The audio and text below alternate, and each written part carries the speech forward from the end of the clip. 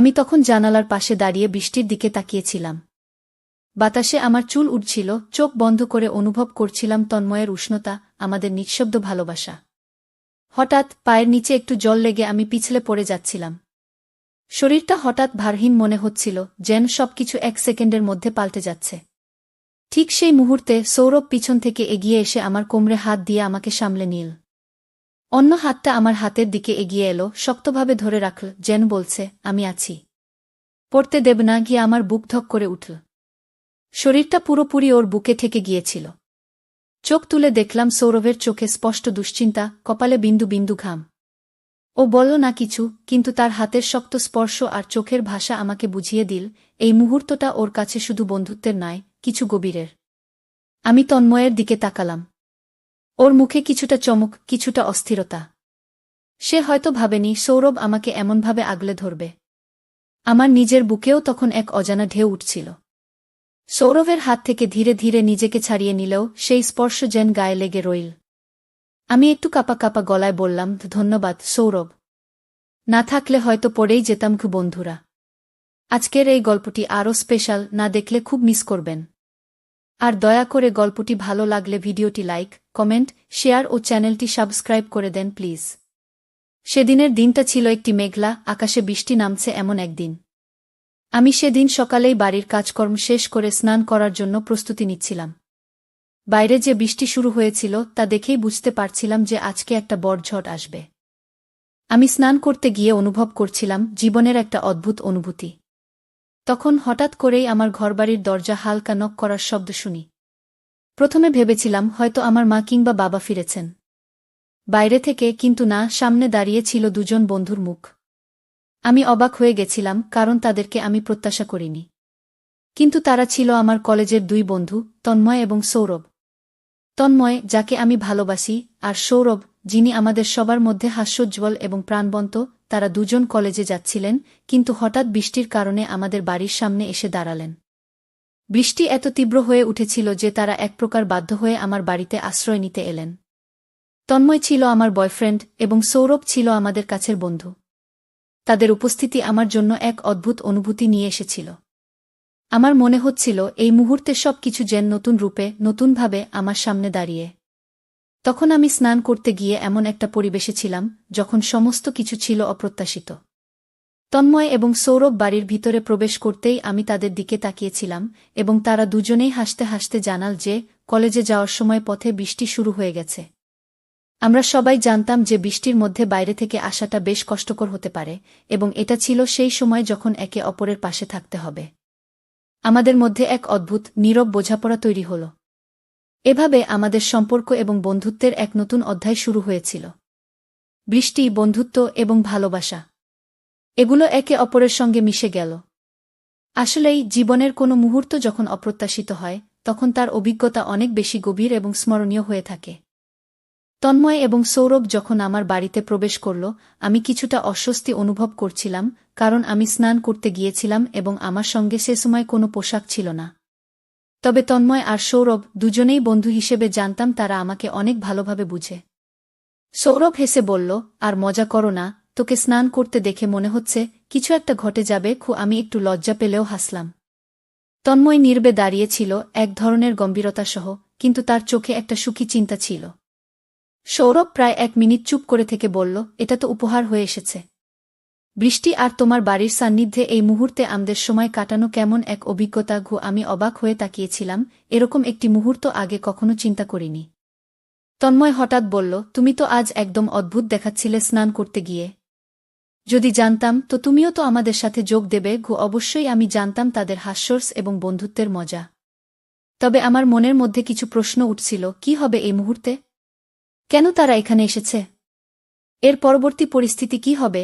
এই সব চিন্তা মাথায় আসছিল, কিন্তু কিছু সময় পর আমি বুঝতে পারলাম এটা হয়তো একটি সহজ সময়। আমরা 3 জন বন্ধু একসাথে বসে পছন্দের গল্প আর স্মৃতি শেয়ার করছিলাম। সময় যেন খুব দ্রুত চলে যাচ্ছিল। বৃষ্টি যেন আমাদের ছোট বাড়ির চারপাশে সুরের মতো বাজছিল, এক ধরনের শান্তি আর আরাম নিয়ে। বৃষ্টির শব্দের মধ্যে আমাদের গল্পের মজাটা বাড়ছিল। একে অপরের মুখে হাসি, আনন্দ এবং অদ্ভুত অনুভূতির প্রতিফলন ছিল। তবে এ সময়েই আমি অনুভব করছিলাম, এটা এমন এক মুহূর্ত যেখানে বন্ধুত্ব আর ভালোবাসা একসাথে মিশে যায়, আর এটাই জীবনের আসল সৌন্দর্য। তন্ময় এবং সৌরভের উপস্থিতিতে আমার বাড়িতে কোনো এক অজানা রকমের ভালোবাসার আবহ সৃষ্টি হয়েছিল। আমাদের সম্পর্কেও অদ্ভুত এক অনুভূতি তৈরি হয়েছিল। সৌরভ বারবার বলছিল, এখন তো খুব ভালো লাগছে, বৃষ্টি আর বন্ধুত্বের মধ্যে আছি। তন্ময়, যদিও বেশ সাদামাটা, কিন্তু কখনো কখনো তার কথায় বিশেষ কিছু ছিল যা আমাকে গভীরভাবে ভাবতে বাধ্য করত। আমি জানতাম তন্ময় আমার জীবনে বিশেষ একটি জায়গা অধিকার করেছে। আর আজকের এই মুহূর্তে সেও অনুভব করছিল যে বৃষ্টির মতোই আমাদের সম্পর্কের মধ্যে কিছু গভীরতা রয়েছে, যা কখনো ক্ষণিকের জন্য ভোলানো যাবে না। বাড়ির ভেতরে চারপাশটা যেন একরকম নিস্তব্ধতায় ভরে উঠেছিল। বৃষ্টির শব্দ বাইরে থেকে আসছে ঠিকই, কিন্তু ঘরের মধ্যে সেই শব্দ যেন হৃদয়ের ছন্দে মিশে গিয়েছিল। আমি তখন আধা ভেজা চুলে, একটা হালকা কাজল মুছে যাওয়া চোখে ওদের সামনে এসে দাঁড়ালাম। আমার চোখে হয়তো সেই মুহূর্তে একটুখানি দ্বিধা, কিছুটা অস্বস্তি ছিল, কিন্তু তার থেকেও বেশি ছিল একরাশ অনুভূতি, যা ভাষায় বলা যায় না।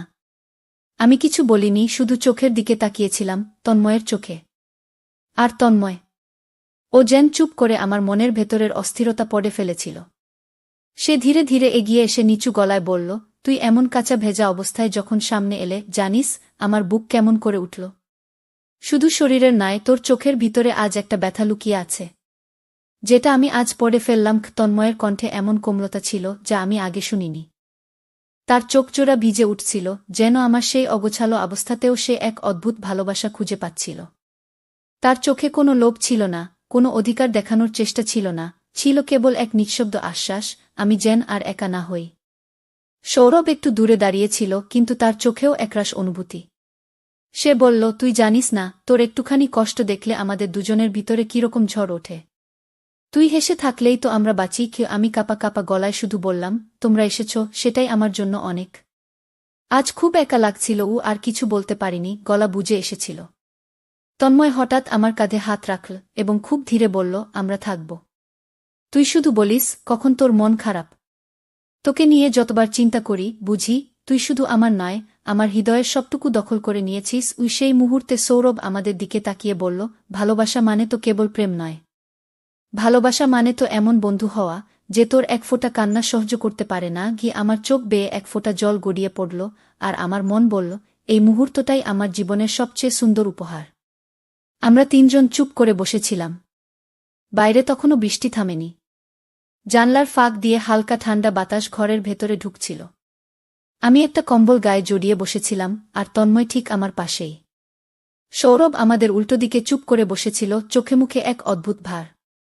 তন্ময় আমার দিকে তাকিয়ে বলল, তুই জানিস, তোর মুখটা এখন যেন একদম বৃষ্টির মতো কোমল, ভিজে, কিন্তু ভেতরে এক অজানা তীব্রতা লুকিয়ে আছে। আমি আজ তোকেই নতুন করে দেখতে পাচ্ছি। তার কথাগুলো যেন আমার হৃদয় ভেদ করে ঢুকে গেল। আমি একটু নিচু স্বরে বললাম, ভালোবাসা বুঝি এমনই হয়, যেখানে শুধু তাকিয়ে থাকলেই সব বলা হয়ে যায়। তন্ময় আস্তে মাথা নাড়ল। চোখ দুটো তার চকচক করছিল, যেন অনেকদিন ধরে জমে থাকা কথাগুলো চোখ দিয়েই বলতে চাইছিল। সে বলল, হয়তো এর নামই ভালোবাসা, যেখানে তোর মুখের অস্বস্তি এক ফোঁটা অশ্রু আমাকে কাঁপিয়ে দেয়। আমি তোর দুঃখ দেখতে পারি না, তুই শুধু থাক, বাকিটা আমি দেখতে পারব। সৌরভ, যে এতক্ষণ কিছু বলেনি, হঠাৎ একটু গম্ভীর হয়ে বলল, তোমরা দুজনের মাঝে এমন কিছু আছে, যেটা আমরা বাইরে থেকে দেখতে পাই, কিন্তু ছুঁতে পারি না। আমি শুধু চাই এই ভালোবাসা কখনো ভেঙে না যাক। আমার মন এক অদ্ভুত শান্তিতে ভরে উঠেছিল। জানলার কাছে বৃষ্টির ফোঁটাগুলো যেন আমাদের এই অনুভূতিগুলোর সাক্ষী হয়ে থাকল। আমি একটু এগিয়ে তন্ময়ের হাতে হাত রাখলাম। ঠান্ডা হাত, কিন্তু তাতে ছিল আগুনের মতো উষ্ণতা। আমরা দুজনেই চোখে চোখ রেখে শুধু অনুভব করছিলাম শব্দহীন ভালোবাসার প্রতিটি স্পর্শ। ঘরের বাতিটা তখন মৃদু আলো দিচ্ছিল। বৃষ্টির শব্দ একটু কমে এসেছিল, যেন প্রকৃতি নিজেও আমাদের মুহূর্তটা নীরবে উপভোগ করছিল। তন্ময় পাশে বসেছিল, আর আমি জানালার পাশে। আমাদের মাঝে কোনো কথা হচ্ছিল না, কিন্তু আমাদের চোখে চোখ রাখা ছিল যেন এক নীরব কবিতা। তন্ময় হঠাৎ ধীরে ধীরে আমার পাশে এসে বসল। তার আঙুলগুলো আমার আঙুল খুঁজে নিল। তার সেই স্পর্শ একেবারে কোমল, কিন্তু অদ্ভুতভাবে আশ্বস্তিকর। যেন বলছিল, তুই আছিস, আমি আছি, আর কিছু লাগবে না। আমি চমকে উঠিনি, কারণ তার স্পর্শে কোনো চাহিদা ছিল না, ছিল কেবল ভালোবাসা। সে আমার কাঁধে হাত রাখল। ঠান্ডা হাত, কিন্তু তার ভিতর থেকে যে উষ্ণতা ছড়াচ্ছিল তা আমার বুক কাঁপিয়ে দিচ্ছিল। সে ধীরে ধীরে আমার চুলে আঙুল চালাতে লাগল আর বলল, তুই জানিস, তোর এই ভেজা চুলের গন্ধটা আমার জন্য এক ধরনের শান্তি। আমি হেসে চোখ নামিয়ে ফেললাম। আমার গাল গরম হয়ে উঠেছিল, চোখে ছিল হালকা অশ্রু। আমি তার বুকের দিকে একটু হেলে পড়লাম। তন্ময় তখন আমার মাথায় আলতো চুমু খেয়ে বলল, তুই যদি চুপচাপ আমার বুকে মাথা রাখিস, আমি সব ভুলে যাই। পৃথিবীর সব ঝড় যেন বন্ধ হয়ে যায়। তার বুকে মাথা রেখে আমি চোখ বন্ধ করলাম। আমি যেন তখন আর নিজের ঘরে নয়, তার হৃদয়ের গভীরে গিয়ে আশ্রয় নিয়েছি। আমি তখন জানালার পাশে দাঁড়িয়ে বৃষ্টির দিকে তাকিয়েছিলাম। বাতাসে আমার চুল উড়ছিল, চোখ বন্ধ করে অনুভব করছিলাম তন্ময়ের উষ্ণতা, আমাদের নিঃশব্দ ভালোবাসা। হঠাৎ পায়ের নিচে একটু জল লেগে আমি পিছলে পড়ে যাচ্ছিলাম। শরীরটা হঠাৎ ভারহীন মনে হচ্ছিল, যেন সবকিছু এক সেকেন্ডের মধ্যে পাল্টে যাচ্ছে। ঠিক সেই মুহূর্তে সৌরভ পিছন থেকে এগিয়ে এসে আমার কোমরে হাত দিয়ে আমাকে সামলে নিল। অন্য হাতটা আমার হাতের দিকে এগিয়ে এলো, শক্তভাবে ধরে রাখল, যেন বলছে, আমি আছি, পড়তে দেব না। গিয়ে আমার বুক ধক করে উঠল। শরীরটা পুরোপুরি ওর বুকে ঠেকে গিয়েছিল। চোখ তুলে দেখলাম সৌরভের চোখে স্পষ্ট দুশ্চিন্তা, কপালে বিন্দু বিন্দু ঘাম। ও বলল না কিছু, কিন্তু তার হাতের শক্ত স্পর্শ আর চোখের ভাষা আমাকে বুঝিয়ে দিল, এই মুহূর্তটা ওর কাছে শুধু বন্ধুত্বের নয়, কিছু গভীরের। আমি তন্ময়ের দিকে তাকালাম। ওর মুখে কিছুটা চমক, কিছুটা অস্থিরতা। সে হয়তো ভাবেনি সৌরভ আমাকে এমনভাবে আগলে ধরবে। আমার নিজের বুকেও তখন এক অজানা ঢেউ উঠছিল। সৌরভের হাত থেকে ধীরে ধীরে নিজেকে ছাড়িয়ে নিলেও সেই স্পর্শ যেন গায়ে লেগে রইল। আমি একটু কাঁপা কাঁপা গলায় বললাম, ধন্যবাদ সৌরভ। না থাকলে হয়তো পড়েই যেতাম। সৌরভ তখন ধীরে বলল, তুই পড়ে গেলে শুধু শরীর নয়, মনটাও ভেঙে যেত আমাদের। আমি তো তোকে ভাঙতে দিতে পারি না, কখনো না। চারপাশে তখন নিস্তব্ধতা। শুধু ঘরের ঘড়ি টিকটিক করছিল আর বাইরে বৃষ্টির ফোঁটা পড়ছিল ছাদের উপর। মুহূর্তটা ভারী হয়ে উঠছিল। তন্ময়, সৌরভ, আমি, তিনটি হৃদয়ের মাঝখানে এক ভিজে গল্প জমে উঠছিল। সৌরভ যখন কোমরে হাত দিয়ে আমাকে সামলে নিল, তখন আমার হৃদয় যেন থেমে গিয়েছিল। সেই অপ্রত্যাশিত স্পর্শ, চোখে চোখ পড়া, আর তন্ময়ের নীরব দৃষ্টি, সব কিছু মিলে এক অজানা কাঁপুনি আমার শরীর জুড়ে নেমে এসেছিল। আমি কোনো রকমে নিজেকে ছাড়িয়ে নিলাম, মুখে এক হালকা হাসি রাখার চেষ্টা করলাম, যদিও ভিতরে একরাশ ভাবনার জোয়ার বইছিল। আমি একটু ঘরে যাচ্ছি কাপড় বদলাতে, বলেই আমি দ্রুত নিজের ঘরের দিকে চলে এলাম। ঘরে এসে দরজাটা ভেতর থেকে বন্ধ করলাম। স্নানের ভেজা কাপড়গুলো গায়ে লেপ্টে ছিল, কিন্তু মনে হচ্ছিল প্রশ্ন আর দ্বিধা জড়িয়ে আছে। আমি আয়নার সামনে দাঁড়িয়ে নিজের চোখের দিকে তাকালাম। চোখের কোণে এখনো সৌরভের হাতের স্পর্শ টের পাচ্ছিলাম। অথচ আমার মন জানত, তন্ময় আমার হৃদয়ের ঠিকানা। কিন্তু কেন তন্ময় কিছু বলল না? কেন ও চুপ করে সবকিছু দেখল, অথচ একটাও কথা বলল না? আমার মনে হচ্ছিল যেন আমি দুই দিকের টানাপোড়েনে আটকে গেছি। একদিকে তন্ময়ের গভীর ভালোবাসা, অন্যদিকে সৌরভের আচমকা অনুভব, যা হয়তো অনেক আগে থেকেই ওর ভিতরে জমেছিল। আমি ধীরে ধীরে শুকনো পোশাক পরে নিলাম, একটা হালকা গোলাপি কামিজ আর সাদা পায়জামা। চুলটা তোয়ালে দিয়ে মুছে এলোমেলো করে বাঁধলাম। নিজেকে যতটা সম্ভব শান্ত রাখার চেষ্টা করছিলাম। কিন্তু সত্যি বলতে মনটা ছিল অস্থির। হাত দিয়ে বুকটা চেপে ধরে বললাম, আমি কি কিছু ভুল করছি? নাকি ভালোবাসা মানেই এমন জটিল হয়? ঘরের বাইরের নীরবতা আমাকে আর স্থির থাকতে দিচ্ছিল না।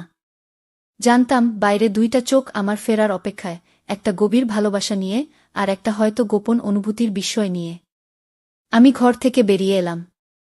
গায়ে হালকা গোলাপি জামা, ভেজা চুলের সুবাস, চোখে কিছু না বলা ভাবনা। আমার সামনে তখন তন্ময় ও সৌরভ চুপচাপ বসেছিল, দুজনেই যেন নিজেদের ভিতরের দ্বন্দ্ব নিয়ে যুদ্ধ করছে। আমি আস্তে হাঁটতে হাঁটতে ওদের সামনে এসে দাঁড়ালাম। আমাদের মাঝে কিছু সময় নীরবতা ছিল, যেন হৃদয়গুলো একে অপরের গতি পড়ার চেষ্টা করছে। তন্ময় চোখ তুলে তাকিয়ে বলল, তুই খুব সুন্দর লাগছিস। কিন্তু জানিস, আমি আজ ভয় পাচ্ছি, তোকেই হারিয়ে ফেলব কিনা। আমি অবাক চোখে তার দিকে তাকালাম। ওর কণ্ঠে কাঁপুনি, চোখে লুকানো অস্থিরতা। আমি কিছু বলতে যাচ্ছিলাম, তখন সৌরভ হঠাৎ উঠে দাঁড়িয়ে বলল, তুই একা তন্ময়ের নয়, তুই আমাদের দুজনেরই অনুভব। আমি চুপ করে থেকেছি অনেকদিন ধরে। কিন্তু আজ তোর পড়ে যাওয়া, তোকে ছুঁয়ে ধরা, সবকিছু আমার ভিতরটা কাঁপিয়ে দিয়েছে। আমি হতবাক। দুজনেই তাদের হৃদয়ের দরজা খুলে দিয়েছে আমার সামনে। আমি চুপ করে দাঁড়িয়েছিলাম, কিন্তু ভিতরে একরাশ ভালোবাসা একসাথে দুজনের জন্যই ঢেউয়ের মতো উঠছিল। তন্ময় আস্তে আমার হাত ধরল। আমরা যদি তিনজনেই জানি আমরা একে অপরের জীবনে কতটা দরকার, তবে এই ভালোবাসাকে কোনো নাম দেওয়ার দরকার আছে কি? আমি কাঁপা কণ্ঠে বললাম, ভালোবাসা যদি গভীর হয় তা কি কখনো সীমাবদ্ধ থাকে? তন্ময়, সৌরভ, আমি আজ শুধু অনুভব করতে চাই ভালোবাসা কেমন হতে পারে, যেখানে তিনটি হৃদয় একসাথে ধুকপুক করে, কি তিনজন আমরা হাত ধরে বসলাম একসাথে ঘরের মাঝখানে।